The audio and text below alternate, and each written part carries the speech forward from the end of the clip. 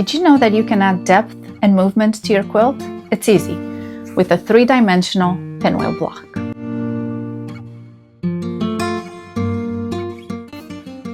Hi, I'm Elena, and in today's video, I'm going to show you how I make a 3-dimensional pinwheel block.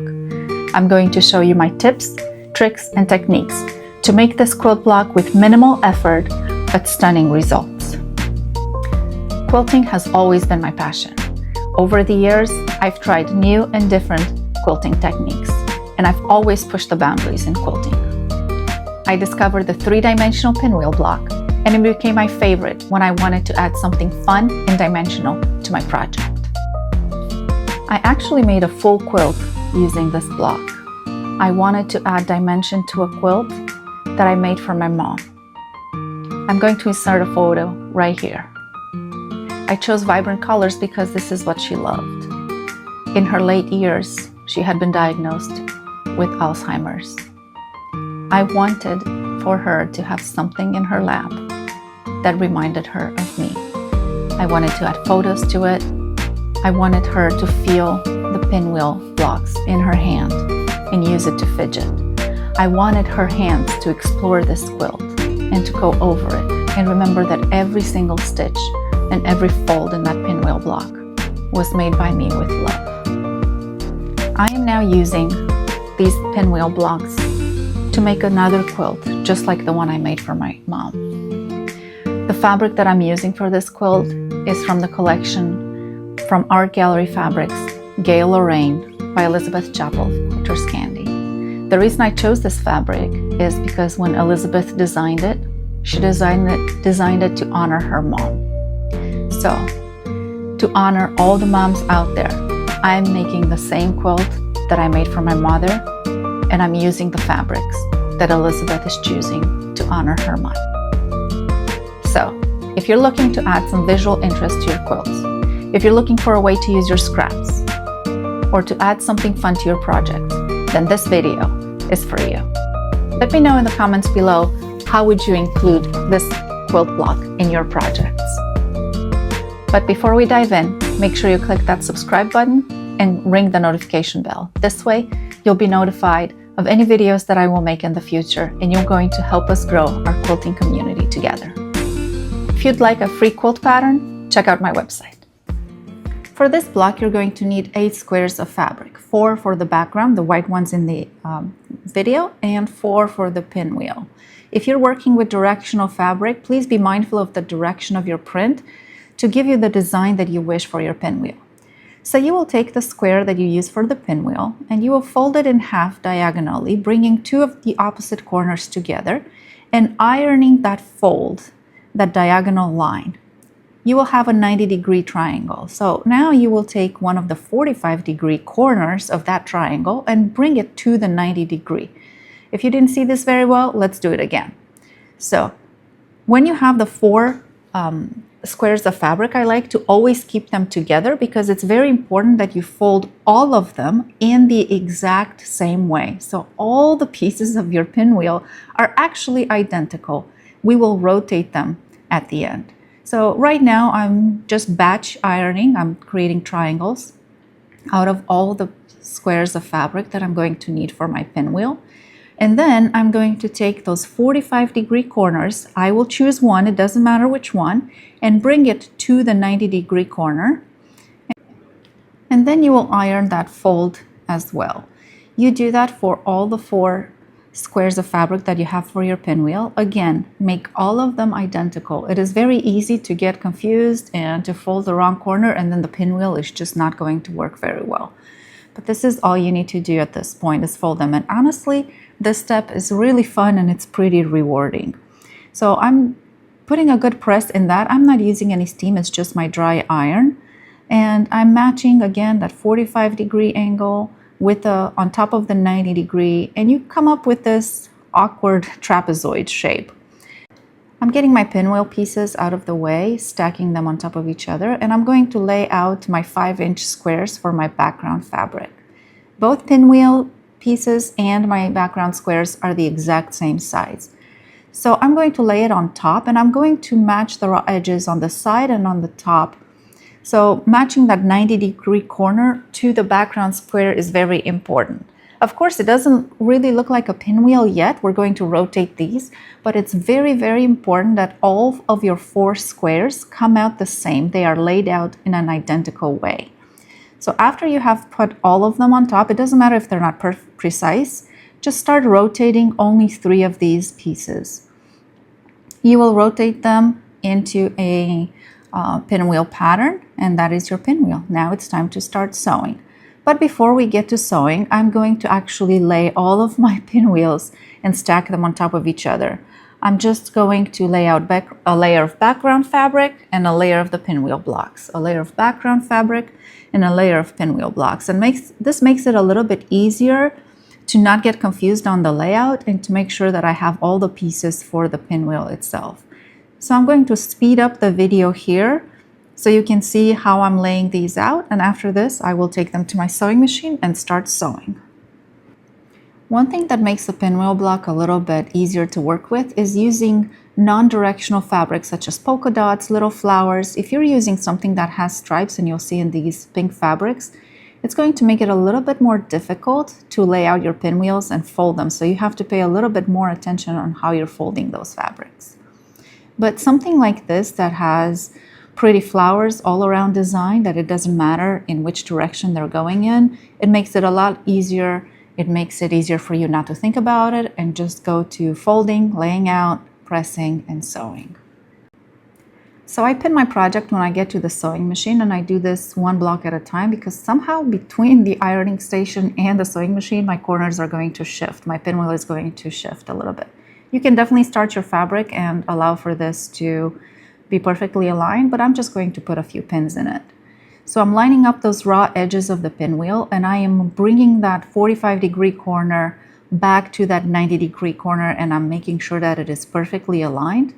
And I'm going to put a pin in that pinwheel piece and making sure that it stays in place. I'm going to do that with all 4 squares of my pinwheel block, lining up the raw edges, corner to corner, edge to edge. Make sure that all those corners match, and I'm putting the pin somewhere where my needle is not going to go through.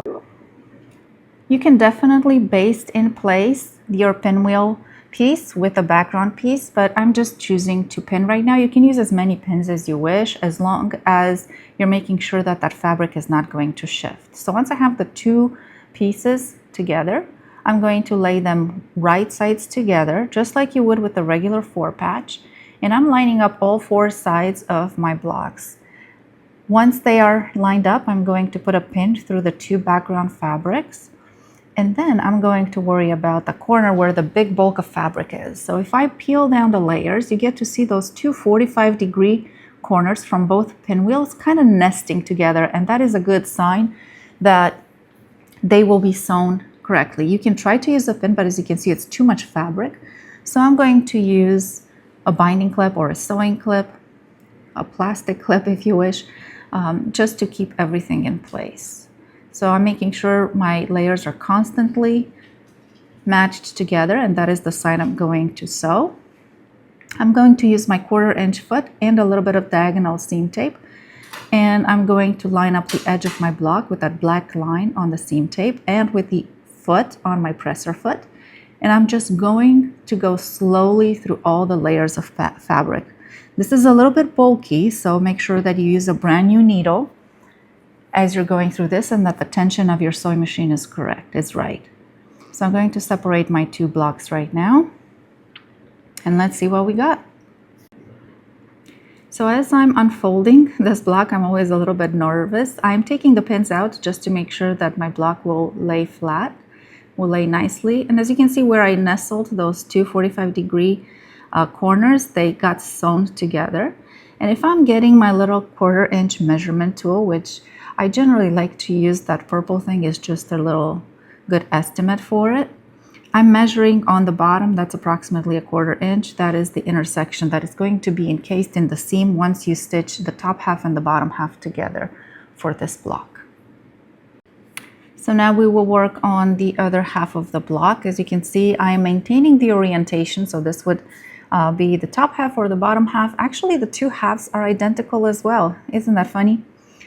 So I am pinning this as well, just like I did in the first part of the block. I'm getting rid of that excess thread a little bit, lining up everything. I want to make sure that all those two 90-degree corners of the fold are perfectly aligned, as well as that 45-degree corner.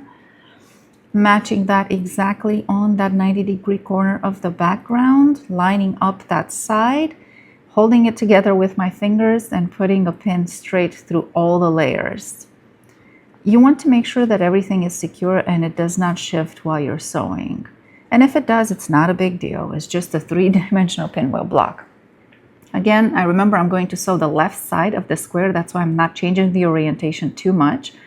And I'm making sure that all those raw edges are matching. Keep them all together. Put a pin right there. Once I got that half of the square lined up, I want to make sure that doesn't shift again. And now I'm going to worry about the little corners, just like I did in the previous step. So if we look at the layers, we'll have the background fabric, the first pinwheel piece with its 45-degree corner, and it's also nesting with the other 45-degree corner of the pinwheel piece on the opposite side. Hold them tightly. Again, you can use a clip here if you want to. I usually don't like to use too many pins or clips, but this is quite a bulky project, so it is necessary. And you're going to sew this using a 1/4-inch seam allowance. If you want, you can reinforce your stitches considering you have so many layers, but for this project, I did not, and it worked out just fine. As you can see, I keep adjusting as I go. Those background fabrics are not always lined up. I'm shifting as I'm going through it, holding it in place. You can use a stiletto here. I'm just using my sewing pin that I took out. And once you get through it, you will see that it's going to be an identical piece to the other half that we had just sewn. So as I'm unfolding this, first thing I check for is make sure that I have the correct orientation of the block.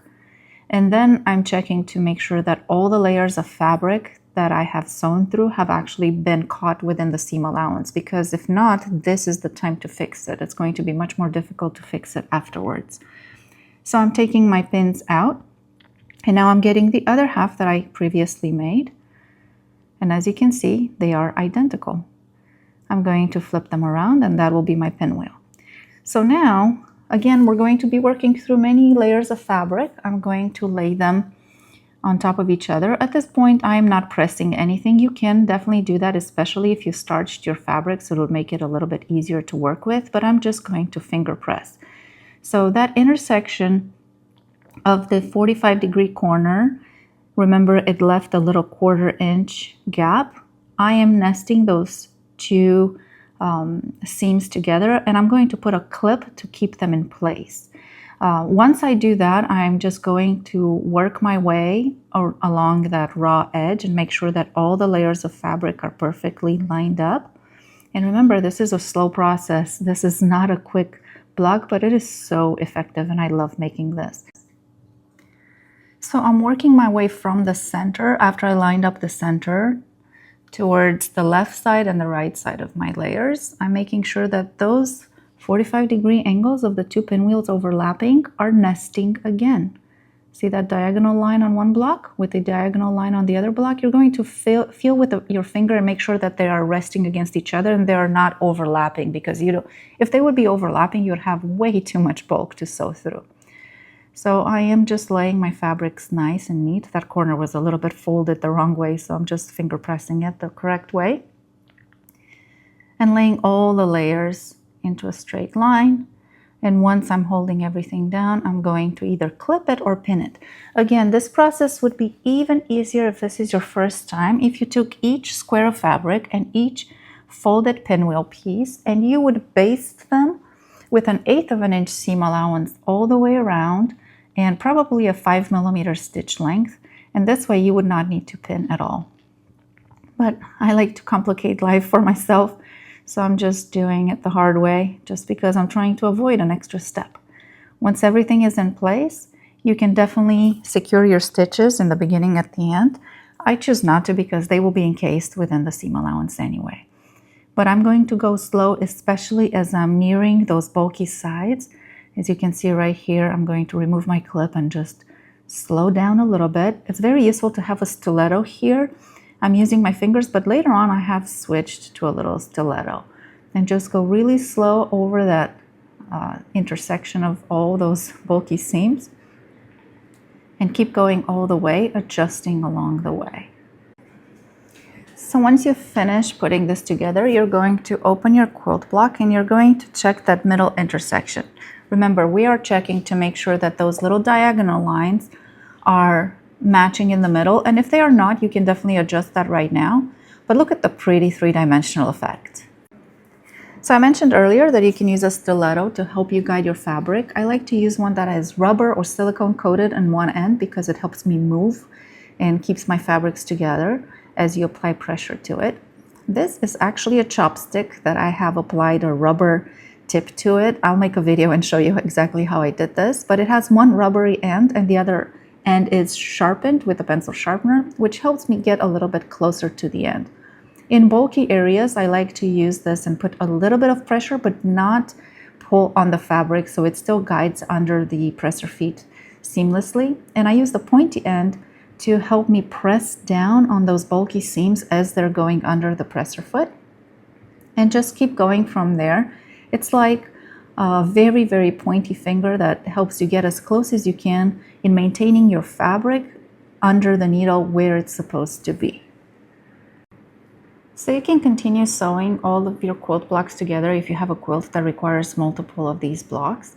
I like to make each block at a time. I don't like to chain piece because it makes it a little bit easier not to get confused or lose my pieces, especially when I have a little 6-year-old at home.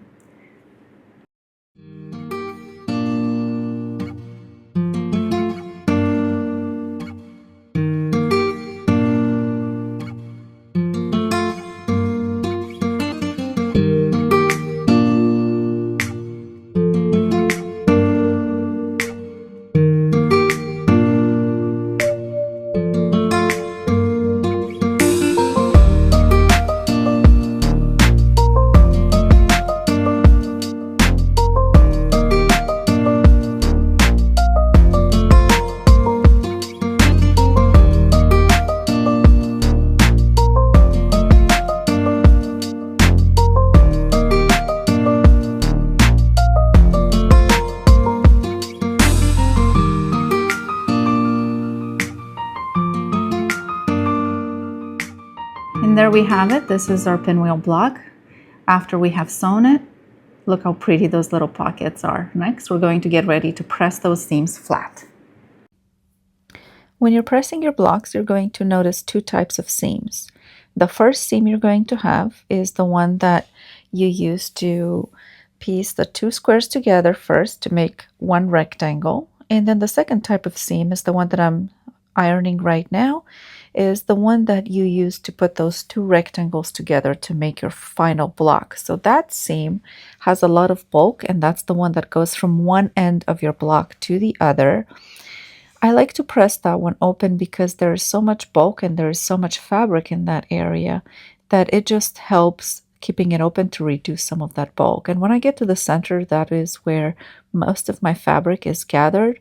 So I try to use my fingers to manipulate it. You can use a stiletto here or anything that would help, maybe some silicone covers for your fingers. I can link some in the description box below. But as you can see, I put a little bit of pressure on that. For the short seams, I like to press those towards the long side of the pinwheel. So you are pressing those seams towards the pinwheel fabric, not towards the background fabric. I have pressed this in different ways, trying to figure out what the best way would be. You might find a different way, but to me, this is what worked the best. So I can kind of see a little bit through the background fabric in here, and I'm just pressing it towards the printed fabric, towards the flower fabric, and I'm pressing that open all the way out, making sure I put a lot of pressure in that center to flatten out those seams. Now, when you quilt this quilt, if you choose to do that, you're not going to be quilting over those pinwheels. You're going to be quilting only in the background fabric. So this is where having it custom quilted would probably work best. I like to use this little iron because it has a very fine tip, and it helps me really get into those corners and helps me get a little bit more precise with my ironing. The handle on this actually folds down, so it makes it really easy and convenient as a travel iron. It is not the best when it comes to heating up, so it doesn't give me the same results as my big iron. But for what I'm using it right now, and considering it's quite a cheap iron, it works really well.